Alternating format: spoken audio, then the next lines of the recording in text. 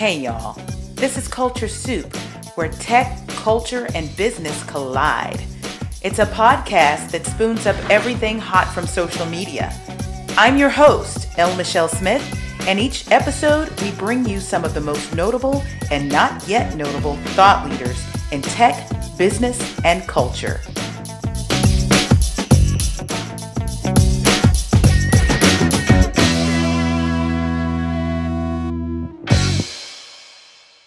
The year was 2007, and what a year it was for my agency. We had come into our own. We were becoming a formidable competitor in the beauty space and also quick service restaurants in integrated marketing and public relations. More and more clients were coming to us for full service capabilities. Now we knew our sweet spot, and we also knew the power of partnership in those areas where we weren't that strong. Events was an area where I really didn't have the desire to take on any projects. So partnering with someone made sense. I turned to my media mom, Jamie Foster Brown. She was the publisher and is the publisher of Sister to Sister magazine. Jamie had all sorts of resources and was so connected to everybody. In addition to Michael Jackson's mom and Brandy's mom, she knew who was who when it came to marketing, branding, and events because she was in it. She introduced me to Leslie Short. She was a founder of KIM Media, LLC, and she was also the brains behind the brand of FUBU. How many of you know about FUBU? Now, if you're Gen Z or Gen Y, you probably aren't that familiar with FUBU or For Us, By Us. 1980s and 90s apparel brand built by 4 African-American guys who bootstrapped it to fame. In fact, you would probably know one of their names, Daymond Johns. Daymond Johns, of course, from Shark Tank, was one of the leaders in the group. I also became friends with Keith Perrin. I met these guys. Amazing business people. But Leslie was the one behind the brand. And what an amazing brand she was in and of herself. I thought she was a model. She was tall, thin, beautiful. But as it turns out, she was an international ballerina. She had been dancing in Japan, across Europe, even Asia. And within that time, learned so much about cultures and branding, marketing, and business. She brought that back to the United States and blessed the FUBU brand, blessed our brand because we partnered with KIM Media and did an amazing event, an award-winning event for what was then Alberto Culver, now Unilever, and their multicultural brands, including Soft and Beautiful. We launched a skincare line. Well, listen, since then, Leslie has launched a diversity, equity, and inclusion consultancy. It's called the Cavu Group. And she has a specific point of view on how to break the paradigm on DE&I. I give my 2 cents too. Without further ado, I want you to meet Leslie Short of the Cavu Group.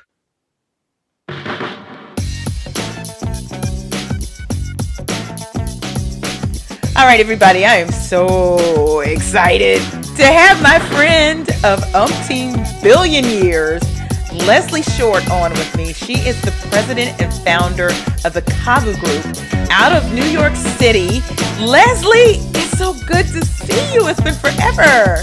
It has been forever, but I am so happy to see you. I couldn't be prouder of you. Oh. Because we don't see each other doesn't mean I'm not paying attention. And same here. loving everything you're doing. You know what? This is what I love about social media, because over time, you accumulate so many friends and acquaintances and colleagues. And, you know, people joke because this show is the Culture Soup podcast with L. Michelle Smith and friends. Like, you have to be my friend to be on the show. You can't pitch the show. But I had someone ask me one time, so how long will that go? Like, how many friends do you have? And I was like, you are not, you don't know me, do you? We are friends. We're good. This could go for years. Plus, I'm always making new friends. But Leslie is one of these friends that I've known. Okay, let's play the game. The last time I saw you in person, it had to be when I was in New York. Yes. I see the hotel lobby. Yes. Was it the Black Caucus? Maybe. It was either that or it might have been a hair care event that you did. No, because we've seen each other since the hair care and all of that, and we worked on something else, and we were about to pitch something else together. Yes. And then you came into the city. It was a quick visit. I know I met you at the hotel lobby. Yeah. The hug and kiss. Good to see you. Oh, you're right. You're right. I think I was working at AT&T during that time. Yes. Yeah, I think so. Okay, so let's give everybody a little bit of history here. So both Leslie and I have an integrated marketing communications background. And Leslie had an amazing event planning business. And it was called KIM Media LLC. Is still around. Oh, okay. All right. I didn't know that. Keep it moving is what KIM stands for. You thought I forgot?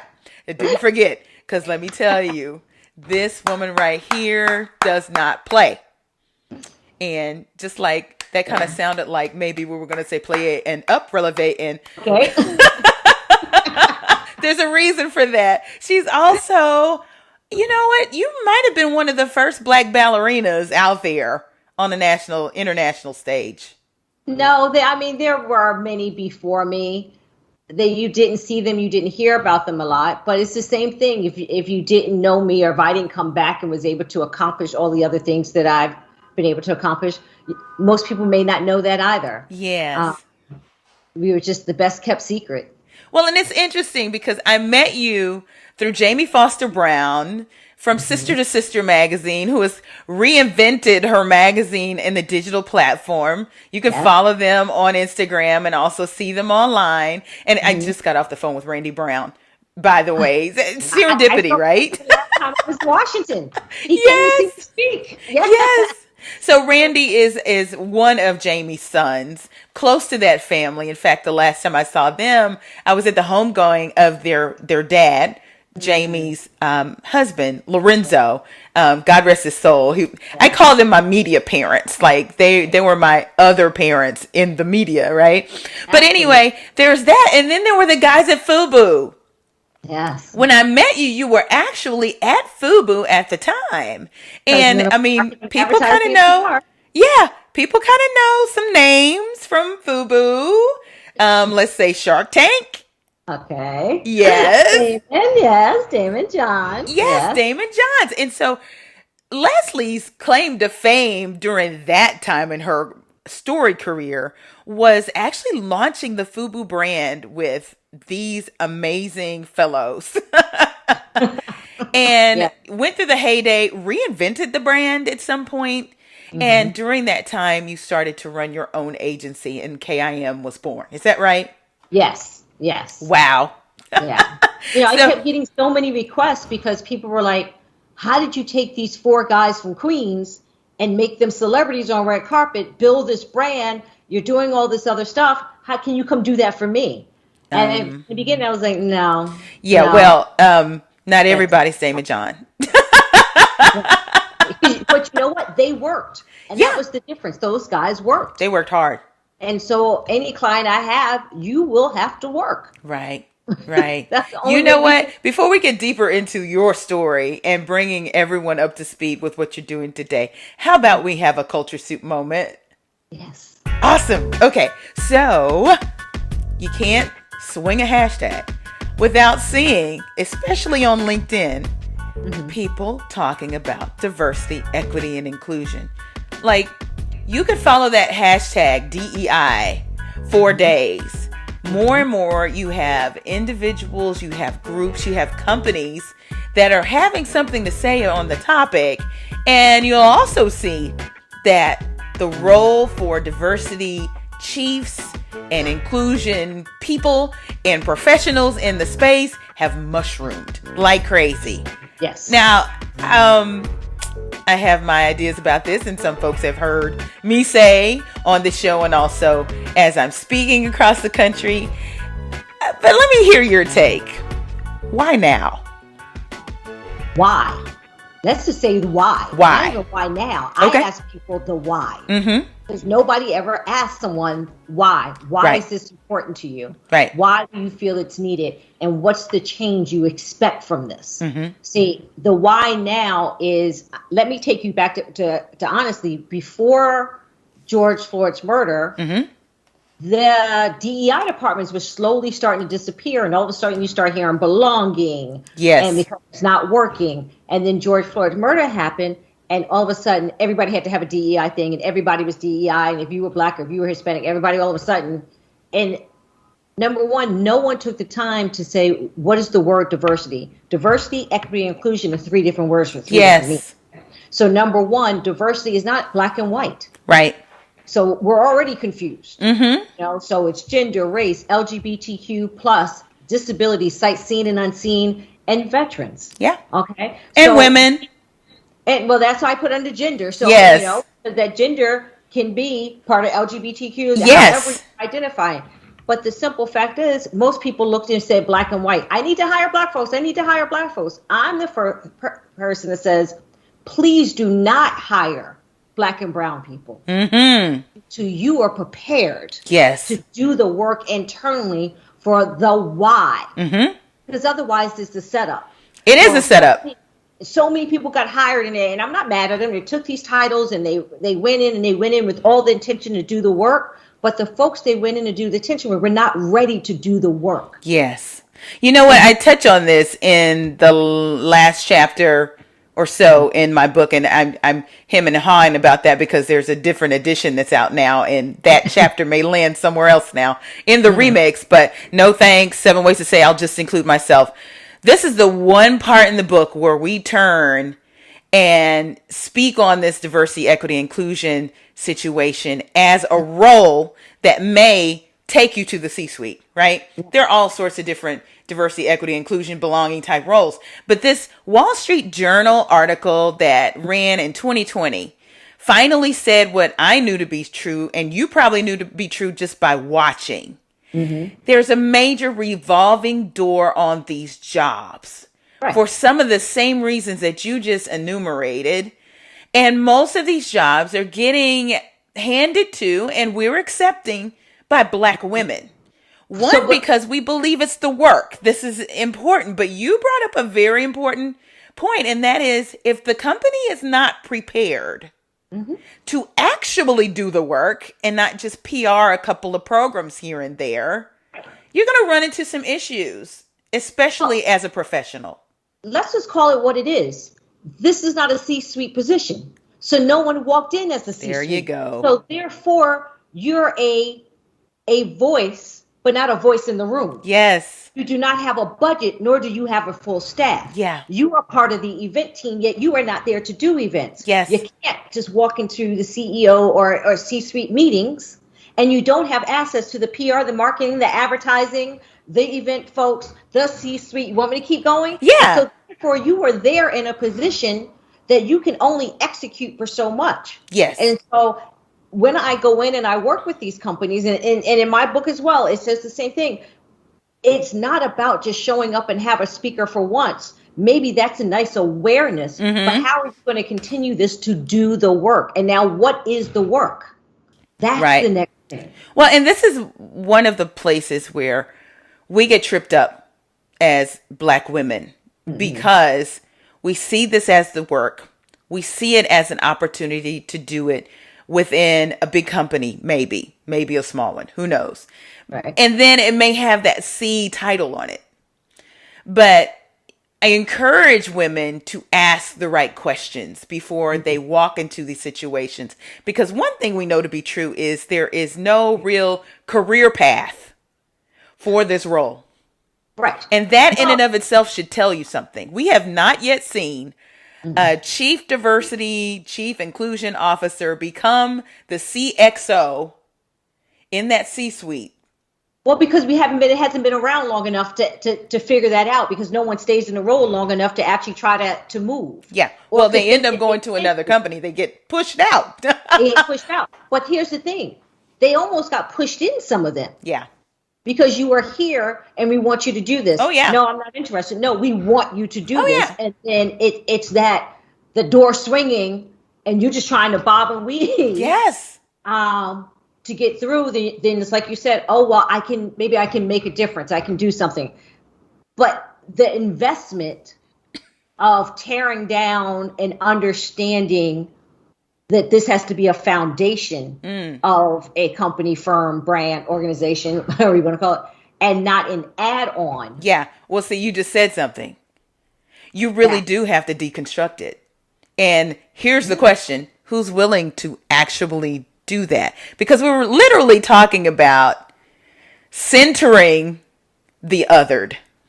Okay? We've got research out there that shows that in corporate America, white maleness is centered. Mm-hmm. There has to be some undoing. And that makes people very uncomfortable. How do you counsel your clients around this? I have managed to be able to do it because it's all about my approach to them. Mm-hmm. And that's part of the issue. We can't go in, we're taking this down, we're tearing this up, Black Power this, da. No. My question, which is the first chapter of my book, is what's in your bag? Yeah. Who are you as added value to this conversation? Mm-hmm. I don't go down tearing everything. I have to figure out who they are. They have to know who they are. Yes. So that they can understand the conversations that need to be had with themselves and with their colleagues before we even get to staff. Right. And then this is not about, again, DEI. This is about what is your company culture? Yes. Are you prepared for the litany of everything that's under diversity? Do you even know what inclusion is or how it feels or what it looks like? Mm-hmm. This is a commitment from the mailroom to the boardroom. Absolutely. It absolutely has to be diffused and disseminated across the entire organization. It is unfair to the chief diversity officer to think that they're going to come in and rescue the whole entire thing. It's not going to happen. And if you have to rescue it, you're already in the wrong place. Right. See? Absolutely. And that's the whole thing. But you also have to be able to have these conversations to say, I'm not here to fix anything and I'm not here to change anything. And that's the first thing I say. Mm-hmm. That's not my job. Mm-hmm. What I'm here to do is work with you on a mind shift for equity. Yeah. And for you to understand that even though everyone may be under the same umbrella or office or Zoom, that everyone's path to get here is not the same. Absolutely. And everyone's path to move forward is not the same. So how do we make sure that there is clarity in that journey? I love that. So this may be a good moment. Tell us what the Cavu Group is and how you came to found it. So the KAVA Group, I work with organizations, brands, companies to expand beyond their current culture. And I do that through the diversity and inclusion lens. So whatever we're doing, whether I'm going through handbooks or whether I'm helping hiring or whether I'm doing sessions, because I don't like to say trainings. You train an animal, you don't train a human being. Whether I'm doing speaking engagements, I'm always going to do that through a lens of how can you see it another way? Mm-hmm. I didn't ask you to walk in the shoes. I asked you to view it from a different side, through a different lens. And when people begin to step back and see that or think about it that way, that's when the mind shift begins to happen. So that is a lot of what I do. It started because of all the years of me being a classical ballet dancer and being the only one in countries, not in rooms, but in countries. Yeah. I lived in America for 13 and a half years. I was in Europe for 10. I was in Japan for 3.5. I owned a business in Japan. Black woman, gaijin, one with a mouth, all of that, death threats, the thing. It was the best, one of the best businesses in 1994. Came back to America, produced for television, president of marketing advertising, PR for FUBU, did a lot of things in my life. But everything, I was always there to speak about the equity. We weren't calling it that. No. I went through the mosaic marketing and I went through the multicultural marketing, but it was always about who is speaking for whom. Mm-hmm. Why are you speaking for something you are not aware of. And I've always been that person. So I took everything I've ever done to say, I am so exhausted of hearing diversity and inclusion being thrown around like it's some magical black box that no one can figure out. And so I said, here we go. Well, you're right about that. It's been over 50 years since the first multicultural marketing program. Thank you to John H. Johnson over at Ebony, God rest his soul. And nobody yet, I don't care how many Diversity Inc. top 50 lists you've been on and topped, has solved for this issue. Because we're looking at it as an issue, and we're looking at it as segmented. You can't do this solo. You can't have segregation within inclusion and inclusion within segregation. Yeah. See, and that's how it's being built. That's how it has been being built. And so everyone goes, well, we have affinity groups. We're good then. Oh, yeah. I don't need to sit in the room and speak to you. Yeah. Now, as my friend, I want to sit and speak to you all the time. But why are we talking about the same issues? Where's the conduit that's taking those issues and saying, here's what we have between all the groups. Here is a thread that we need. Can we start working on this thread? Yeah. And you know what? You hit the nail on the head when you talk about culture, because culture really is that connective tissue between people. And it's not always about race. Sometimes it's religion. Sometimes it's sports. Sometimes it's music and entertainment. It's those things that bring us together no matter who we are. And I'm so glad to hear you say that we are segmenting ourselves, like over fracturing ourselves. I was just saying this on the platform last week with DCEO. It's the Dallas D Magazine's version of the business publication here, and talking to a room full of DE&I practitioners. We have segmented ourselves so much that we have fractured our message. Yes. But we have to be clear in the message and who you're giving the message to. And you can't be scared to speak up and to say, this is not working. This is not right. You know, I've looked at people that have chosen companies that want to choose what inclusion they want to do. And I said, no, seriously. I know. Believe me. I'm sorry, what? You don't want, then I'm not the person you need to have here. And I'm okay with saying that. Because, see, the thing that I'm never afraid of is where a check is going to come from. Oh, yeah. And so, therefore, I'm going to speak the truth to help you actually have a mind shift, as opposed to sitting and be quiet because you're paying me to fill the check. You know, it's interesting because I do a lot of organizational executive coaching, and one of my main partners is the Executive Leadership Council. So I get a lot of diverse leaders that come to me for executive coaching, and it's interesting when I learn how they became a part of the program.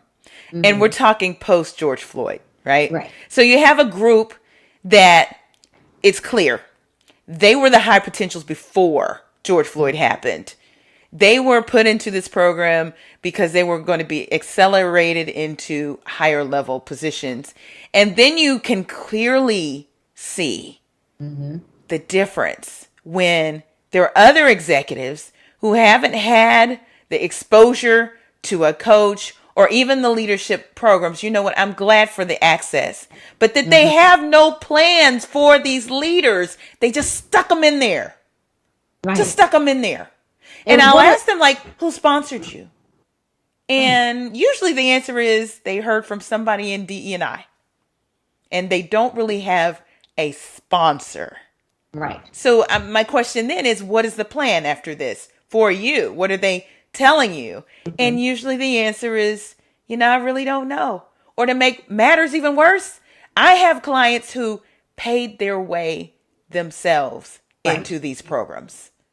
But here's my thing with that, Michelle. I'm sorry to cut you off. No, it's okay. It goes two ways. We have to have a plan for ourselves. There you go. Absolutely. We're waiting for everyone to give us the plan. Yes. If you open the door, I'm going to find my way through. Yes. I'll just include myself. I know how to get through. Yes. We are so busy waiting for the front door to open and be escorted in. Isn't that the truth? I don't need that. Yeah. I'm in. I'm going to figure out what I need to do for me, how I need to move, where I want to go. But I got to ask you something, Leslie, because this really does get to the core of my book here. You're describing a transformational leader. I understand that not everybody has those chops. I do believe, however, it does spring from an entrepreneurial mindset. And because of your background, you can say that like, what? I'm going to go get what I'm supposed to get. What I deserve. And I come to it that way. Like, I'm not going to wait for anybody. Whether I'm inside the company or outside the company, I'm going to get what's mine, right? Yes. How do you help people to shift their mindsets from a culture, again, it's a culture, whether it's generational, whether it's racial, whether it's even faith-based, that says, no, sit there. Someone will recognize you and they're going to move you along. Just be patient. And you sit there 25 years and nothing. Nothing. So it's the same thing I say when African Americans say to me, listen, I'm tired. And I said, I know you're tired. I don't want to train them. I'm sick of telling people what I want. Then how will they know if you don't tell them? You will get what they think you deserve as opposed to what you even want and or desire or what you are worth. Absolutely. So therefore, if you're having a review, then have your backup of what you have done and how and what you want to move. And be able to say, I would like to do what Bobby's doing one day. How do I get there? You know what though? Path. Leslie, you hit on another one, and this is cultural too. We are so used to speaking up for the group or for the company and not for ourselves. So there are two things. Part of this mindset is sitting still because we're trying to, toe the company line and be a part of the corporate body and not shake things up. Okay, there's that. Then there's the other piece that's like, I'm trying to stick with my brothers and sisters, right? So you're looking around at them. What are they doing? Okay, they're quiet, so I'm going to be quiet. What's foreign to us, and that is not culturally embedded in most of us, especially those who didn't have parents that soared to the moon, right? Right. It's rare. We don't think that speaking up for ourselves is the right thing to do. And my question is, what would Jim do? Jim would. Right. Why not you? And it's also how you go about it. And so that's what I really help people formulate that conversation as well. Because, if some women say, well, I don't want to come off as the angry black woman, or I don't want to come off as the hood dude. And I'm like, you're going to come off with your talent, your skills, and your ambition to where you would like to go. But you have to have your plan to give them your plan and then say, now, how do I formulate this plan here with you? Yeah. And you have to be able to say it. And we can no longer sit back and go, and now I know grandma said, mom said, you get a job, you keep your mouth shut, put your head down. Don't you go in there talking about no racial nothing. Merchandising. What is that? You better be quiet. Toe the line. But you can toe the line. Yes. But you will continue to toe the line because here's the biggest issue. We're assuming someone's thinking about us. There you go. See? This is what I'm talking about. This is the problem. This is the problem. We go in there having no arrogant bone in our bodies, having been in corporate America how many years, and have learned how to talk the talk, have never raised a voice or had any kind of emotional outburst, and then we'll say, I don't want to come across as the angry black woman. Since when? Okay, first of all, you can be angry if you need to be angry because we have agency over our emotions just like everybody else. Right. Forget about what they're going to call you. But why would you even use anger in that situation? You're so polished already. That's what you put on. Yes. That's the labels that which we feel that we always have to swipe off our back. And we're owning them without anybody putting them on us. Absolutely. The other thing is this false humility. I get so tired of this. Well, if I merchandise my work, I don't want to come off like, okay, first of all, I don't recall that you've bragged one day in your corporate life. Why would you start now? And by the way, narcissists don't ask these questions about themselves. Okay. Narcissists just go in there and they're blazing and brash and they just do. If you're asking, you're demonstrating that you have the emotional intelligence to know what to you're be. Right. And here's another thing. If you are someone that is a little bit more child reserved, I want to say, then there's a way to still brag. I hope you were aware of the project that I worked on with Mary, Bob, and Daymond. Yes. I really enjoy doing the research, the data, this. Did you see that part of the project that gave me such joy to see it all come together? But you know what? Those are facts. Said it. You just said it. Facts are not braggadocious. Right. And so we must step into who we are. But then that goes back to what's in your bag. Who are you? Not where you think you always want to be and you're jumping over the hoops and not ready to jump, but being clear on your worth, that it's a moment, not the ending. Absolutely. Absolutely. You know what, Leslie? Let's take people back. Let's go back to when Kim Media was born.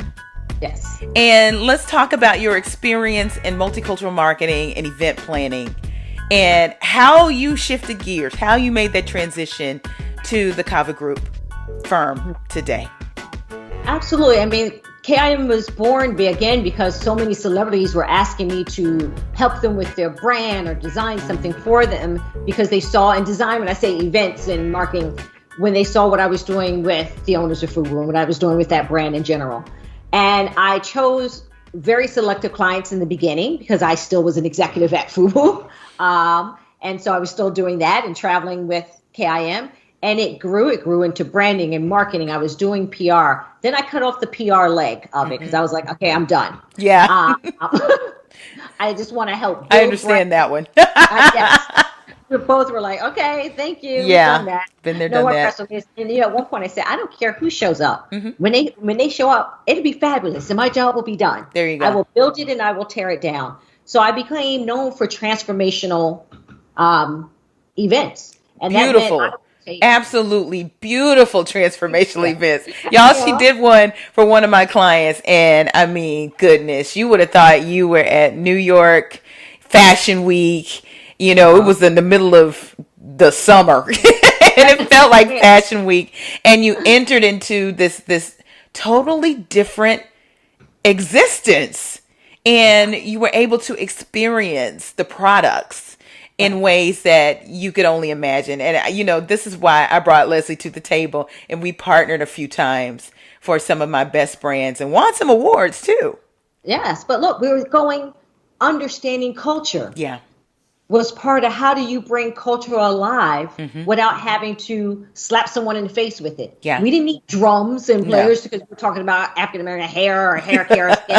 Like, you know. I say, don't bring me a gospel choir, please. Right. There was a sophistication that because what my superpowers for event was, having lived in Europe a very long time and a lot of the luxury brands are in Europe, people knew that I understood the sensibility of the French offices or the European offices, and I knew the American way and I knew the American audience. So I was able to blend that. On top of that, I worked with a lot of Asian companies as well, and I was able to blend the Asian culture with the American culture to build unique and cultural events. Like people would laugh and be like, how are you the Asian expert?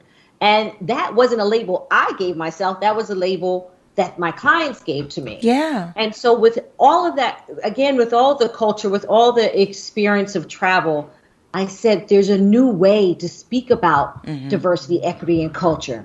When I say culture, I really mean culture. I don't mean going to visit and having an exotic dinner and now I am cultural. I understand. And so I wanted to have different conversations to the same old issues. And how do we begin this shift?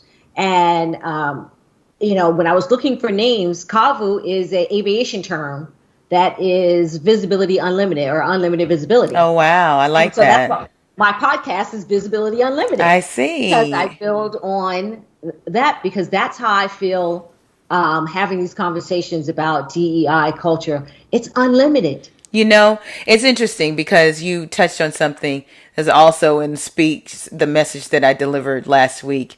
DE&I needs to be decoded And what I mean by that is we have this language, just like most cultures do. You have these languages, you have these rituals, and they're very heady.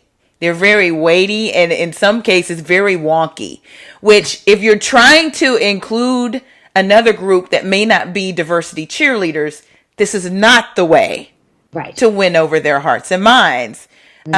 What's your thought about the terms diversity, equity, inclusion actually standing in the way of progress in the area?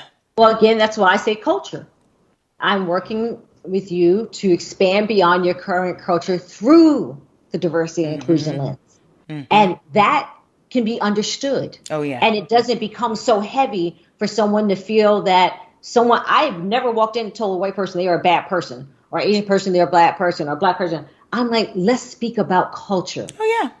And that has been able to shift it for me. I also do a session on words have meaning. And we break that down. And with certain companies, I'm like, let's build your vocabulary. Yeah. Well, and sometimes we can be such brainiacs in this area, right? Like most of our terms have at least 3 or 4 syllables. Intersectionality, psychological safety, cultural, you could go down the list. And how off-putting can that be for people who may not have the advanced degree or even care to hear these kinds of words? When I speak of decoding, I talk about how there are some key big concepts that everybody gets that begin to speak to the heart and not just the mind. Right. For instance, if you have compassion, racism can't exist. Boom. Okay? Can we describe compassion? Can we go deep on compassion? Can we have some sessions on it? If you're talking about respect, that's a broad term. Everybody gets it. Right. What's it mean to you? Yes. But if you have respect, there will be no mansplaining. So how can we go deep on the topic of respect? And then we don't have to worry about the microaggressions and these big words. But again, it goes back to who are you? Yeah. What's in your head? We can't do any of that until we understand from where we come from. And that doesn't mean that you're bad. Your parents put you in certain schools. You live where you live. So it's none of that. But until we examine that, then it changes. The reason I wrote the book was the simple fact of when you go and you look for books that are focused on DEI, love one day to partner with one. They're all written from PhD standpoint. Oh, yeah. They're all written very highbrow. And so how do you expect someone in the midst of madness to take that and understand, I've read it, now how do I actually execute it? Right. I wrote my book so you can go and you can read. I wrote it as a love letter to CEOs and leaderships. And that's the first thing. Yeah. Like we're sitting in a bar or cafe, whichever you want. This is my conversation. This is our conversation. I love it. I wrote it that simple so that it can actually be executed. So you mentioned the book. Give us the name. Tell us where we can find it. It is called Expand Beyond Your Current Culture, a book on diversity and inclusion. It is Amazon, local bookstores, Walmart, Target, across the board, wherever you can find books. If they don't have it in the bookstore, they will order it for you. That's fantastic. Okay. Yeah. And look, that's interesting. Love letter to the C-suite, to C-suite leaders. Kind of a back of napkin conversation, sounds like to me. 100%. Why is it important to talk to these folks? Because the fish stinks from the head. If they're not invested, you can do as many sessions, you can go as many times, and you can twirl and talk about compassion and respect. I can go in and say, what's in your bag? If the head of the company, firm, organization, whatever you're calling it, is not invested to even have a conversation about mind shift and what's that doing, it will not work. And so it is necessary when I'm in a session, and it may be with the junior staff or director staff, I call the C-suite name and I'm like, let me explain to you. I've had this conversation with them, because a lot of people would be like, come on, Leslie, did you have a conversation with them? Do they know? And I'm like, oh, absolutely they know. Like, how do they expect you to get paid? For some people, I'm just like, not only do they know, but after all these sessions, I have meetings with them. And I share with them look, this is, and they will say to me, what do we need to do? Yeah. And I have companies that, and some corporate companies of a lot of floors have come back and said, we are implementing exactly what you said. Will you continue to help us just make sure what we think we're implementing is exactly where you think we should be going? Let me ask you this one last question, then I'll let you get back to your life. I think it's so important that we move from these courageous conversations that so many people are finally having. It's great. To courageous action. How are you talking to CEOs about making that happen? I go, I really would say, what are you, one, willing to do? Not the banana up the tailpipe. What are you willing to do? What do we have the budget to do? What can we make happen? And then I start with low-hanging fruit. And I build up. And I make sure that the conversation with the staff, they're updated along the way.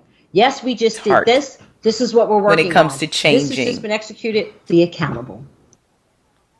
And that mind shift. You can't have a heart shift if your mind's not there. We can want something all day, but once you get it, then you're like, that's not what I wanted. But if your mind is ready to accept it, then your heart will normally follow along. And you know what? I don't need your heart to follow along. I need your mind to shift to understand. If you're someone that's like, what's the bottom line? Then I need you to have the mind shift of how this will benefit your bottom line. I'll have that conversation with someone. I don't need warm and fuzzies. Actually, I would prefer you didn't speak to them and allow the chief of staff to speak to them and me to speak to them, and you keep signing off on yes. So you have to go in and know who you're dealing with so that it is authentic. Now, one may be the other, C-suite person may be a little bit more warmer. Let them deliver. and so it's that balance of understanding. Awesome. Leslie, I'm so proud of you and the work that you're doing. It is much needed. And, it's trendy right now to talk about DE&I, but you are taking the trend right out of it and making it meat and potatoes. Absolutely. Yeah, it absolutely. must be the foundation. Where can people find you online and follow you? Or it does not work. I'm everywhere at the Cavu Group. So awesome. You must put the THECAVU group. Instagram. Awesome. Well, Facebook, Leslie, you are always LinkedIn, welcome to come back on the show. Short. I am so thrilled that you came on, and having this whole conversation with me is so important. I'm hoping folks are listening. Yes. Thank you so much. One, it was just great to see you reconnect. And like I said, I'm proud of you as well. The CSuite podcast is a production of No Silos Communication, LLC. The CSuite podcast is a registered trademark of No Silos Communications, LLC.